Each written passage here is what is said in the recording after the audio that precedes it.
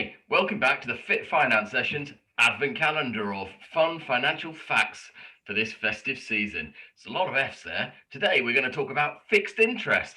So those will be bonds and things like that.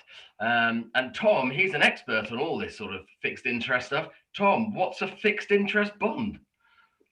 A bond is effectively debt. So if we use Tesco's as an example, if Tesco's wants to raise money or take on debt, it generally these days will do that through capital market, so raising money on the stock exchange.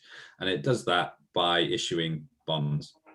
And effectively with a bond, they agree a rate of interest to pay back, and it'll be, say, £100 par value. So I pay £100 for my bond, and I might receive 6% interest from Tesco's for me giving up my my capital, and that'll come half yearly usually. So I get two payments a year of 3%, and the different levels of risk of bonds depend on who's issuing it. So Tesco's is probably less risk than, say, a Venezuelan oil company, but equally the UK government is probably lower risk than Tesco's because the government can always print money to pay back, and that's why you get different levels of interest rates to compensate for the risk that you're taking.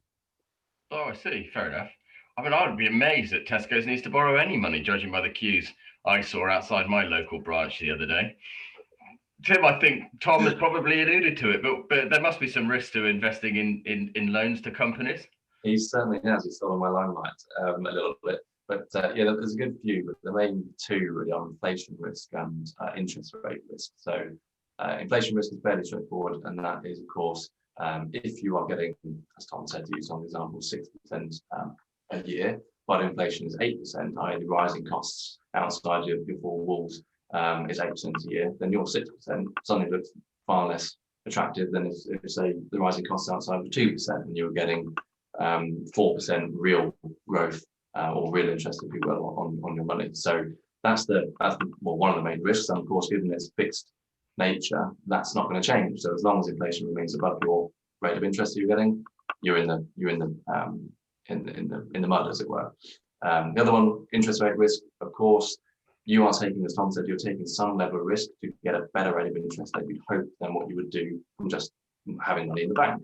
But if general interest rates go up and the Bank of England were to raise the base rate to, again, 8 or 9%, then this 6% that you're getting suddenly again is less, it's less attractive, isn't it? And that will drop in tandem the capital value of your bonds. So if you wanted to sell the bonds, then you'd be getting much less for your money than if you would if interest rates, for example, were 1 or 2% out in the open market. Gosh, they sound quite complicated. Something for an expert and a professional to take care of, I dare say. Thanks very much, chaps. Looking forward to seeing you tomorrow. Perhaps, Tom, you could find some Christmas attire to wear for the next one. Till then, bye-bye.